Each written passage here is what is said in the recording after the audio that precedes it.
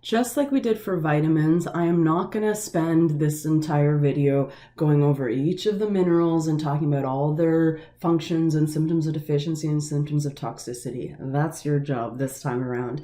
But what I again want to do is give more of a global picture of the major minerals, of these minerals that are needed in higher quantities in the body, and highlight some kind of major themes or important things that come up about the major minerals. Okay, so number one major mineral is calcium, and I purposely use this picture to show you how abundant calcium also is in nature as well. Things like limestone, chalk, even pearls, their structural integrity is because of the calcium that's found in them.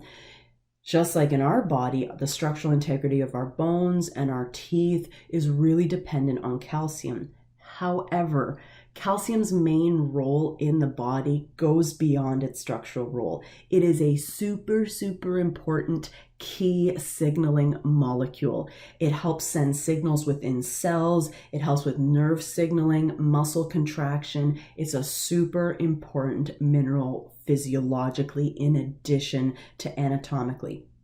We store calcium in bones and teeth because it is so important and because I need a constant supply of it to do all the things my body needs to do. Okay. Calcium homeostasis, making sure calcium levels in the blood are at the appropriate levels, is typically dependent on two hormones: parathyroid hormone, which is also known as parathormone, and something called calcitonin.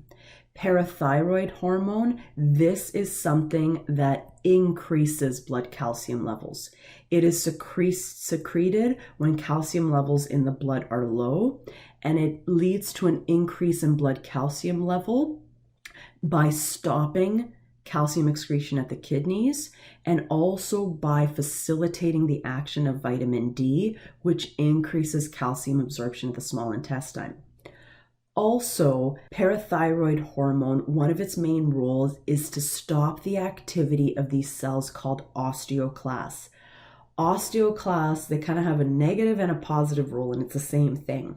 What osteoclasts do is there are these cells that secrete these substances that helps kind of wear away at the structure of bones. So when these cells, they secrete their secretions, bone breaks down and calcium is released.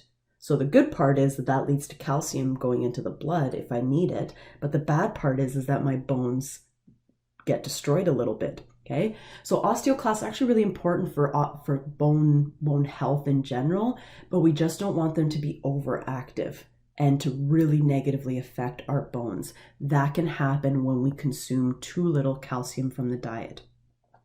On the opposite side of things, when calcium levels gets too high, this is a problem because we don't want our tissues to harden.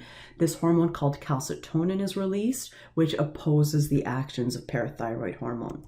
Okay, calcium, unsurprisingly, dairy products are a great source of it. And calcium deficiency, because again, it can affect osteoclast activity in bones, calcium deficiency can negatively affect our ability to reach peak bone mass. Until about the age of 30, our bone mass and our bone density increase. Okay, so most of the people watching this video are under the age of 30. Now is the time to build bone mass. How do you do that? Get enough calcium, get enough vitamin D, and make sure you're getting enough exercise. Make sure you're getting enough of that exercise that really challenges your muscles. Because after peak bone mass is reached, and you'll notice that men tend to achieve a higher peak bone mass than women, not fair, but nonetheless, after peak bone mass is reached, bone mass decreases for both men and women. However, women have another drop in bone mass that's associated with menopause. So it's really especially important for women to make sure they're getting enough calcium, enough vitamin D, and enough weight-bearing exercise to make sure that peak bone mass is high and that it's maintained as high as possible as we age as well. Because without strong bones, it increases the risk that our bones are going to become full of holes osteoporosis, which increases the risk for bone fractures. We don't want that. Okay. Calcium toxicity, typically due to oversupplementation, like we said, that can harden the tissues. Phosphorus is also an abundant mineral in the body. Calcium and phosphorus come together to form this crystal called hydroxyapatite, and that is a crystal that's actually mineralizing bones. So remember, bones are collagen matrix, so they're protein matrix with minerals that harden them. The two minerals that harden them are phosphorus and calcium. Phosphorus has a lot of other important roles too. Remember that DNA has a sugar phosphate backbone, phosphorus. Our cell membrane is made up of phospholipids, phosphate, and adenosine triphosphate also just has a phosphorus in it as well. So really important for both structure and function. So deficiency is pretty rare. Toxicity, just like with calcium, can lead to more hardening of the tissues. Sodium, potassium, chloride, and calcium actually as well, and magnesium as well, these can all function as electrolytes. An electrolyte is a mineral that when in water becomes positively or negatively charged, something called an ion. Okay, if it's positively charged, it's called a cation. If it's negatively charged, it's called an anion. Okay, and these positive and negative charges lead to the creation of an electrical current. And our body has a lot of electrical activity. The reason our heart can beat, electrical activity. The reason our nerves can send signals, electrical activity. Even muscle contraction needs electrical activity in order for it to happen. Okay, so electrolytes are really important for keeping all these functions going. Okay. Another key function of both sodium actually and potassium too is that it helps regulate fluid balance. If you'll remember in the water chapter, we talked about one of the things that draws water into the blood is if there is charged particles within it. Okay, charged substances, which sodium becomes a positively charged cation when in water, it actually draws water over to it to even out concentration differences. We want to make sure that sodium's not too concentrated, so water moves towards it to even out that concentration so it doesn't get too high. Sodium gets a bad rap. We absolutely need sodium in the diet, but too much of it can potentially be harmful. People usually get pretty surprised when they go for dinner with me and I have the salt shaker and I'm like, I'm kind of a salt fiend myself. I grew up as a salt fiend and I do love salt, sodium chloride. And they're like, how can you put so much salt on your food? You know, salt is bad for you. Well, I like to remind them that only about 5% of the sodium in our diet comes from that's added at the table. So maybe I do twice as much as normal, not even, but like it's still going to be far less than the sodium that is consumed by a diet that's high in processed foods. My diet is pretty much absent in processed foods, so a little extra sodium at the table doesn't really worry me as much. Okay. However, if you're eating a diet high in processed foods, you got to be careful because these foods tend to be really high in sodium and really low in potassium. Sodium deficiency, something we actually learned about in the water chapter as well. When sodium levels are too low with respect to the water content of our body, it can lead to a condition called sodiumtremia. Okay.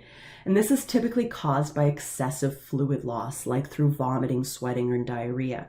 And remember that this condition can lead to a whole slew of symptoms, including nausea and vomiting and irritability and tiredness and improper electrical signaling in the body. Okay. High sodium can potentially increase the risk for hypertension or high blood pressure. Okay, high blood pressure, we want our blood to be pressurized, but if it's too pressurized, it can like push on artery walls and it can cause the damage in artery walls that leads to the progression of a condition called atherosclerosis, which we learned about in the lipids chapter, that increases the risk for both heart attacks and strokes. What they've actually found is that when individuals go from a typical American diet to what is known as a DASH diet. And a DASH diet is high in whole foods, particularly vegetables, whole grains, low-fat dairy, poultry, fish. It's just a healthy diet in general, high in fiber, potassium, magnesium. When people go on a DASH diet instead of a typical American diet, the people on this DASH diet have a significantly reduced blood pressure. If in addition to this whole foods-based diet, this DASH diet, people reduce their sodium, their blood pressure tends to go down even more so. Okay, so DASH diet is something that's one of the most recommended diets overall. It's just based on whole foods and plants. One of the reasons it is so recommended is that it is negatively associated with cardiovascular disease. And if we add in a low sodium DASH diet, then we're even at a lower risk of cardiovascular disease. Potassium and chloride are two other electrolytes, which again contribute to the electrical activity of our body. Potassium tends to be low in the Canadian diet that is high in processed foods. Processed foods typically have less potassium and a lot more sodium. You'll notice that we learned about in chapter 2 that the new Canadian nutrition labels actually have potassium as one of the micronutrients listed on a nutrient facts box because it tends to be deficient in the Canadian diet. Okay, so if you eat more whole foods, your potassium levels are typically going to go up. Chloride also functions as an electrolyte, but this one's negative when in water. And another one of its function is that it is part of hydrochloric acid, which we learned about in chapter 3 as being really important for unraveling proteins within the stomach. Our main source of chloride is sodium chloride, salt. So table salt has both sodium and chloride. So we typically don't tend to be deficient in chloride. Magnesium, another important electrolyte, but it is also a cofactor for a bunch of different enzymes. So it has so many different roles in the body. It also tends to be a very popular nutritional supplement because it seems to have some neurological benefits. In particular, supplementation has been shown to reduce migraine headaches. Because of that, Migraine and Headache Foundations here in Canada actually recommend supplementing with magnesium to decrease the occurrence of migraine headaches. It's also been studied for a bunch of different roles. The evidence is not there yet to recommend supplementation. I know people supplement anyways, and I always recommend just making sure you don't go above toxicity and that you're monitoring any symptoms that might come up. As we see from almost all the minerals, toxicity only typically occurs with supplementation. It's rare from the diet. So if you are supplementing, it's not that like more is always better. That's not the case. Sulfur, our main source of sulfur are sulfur-containing amino acids, specifically cysteine and methionine.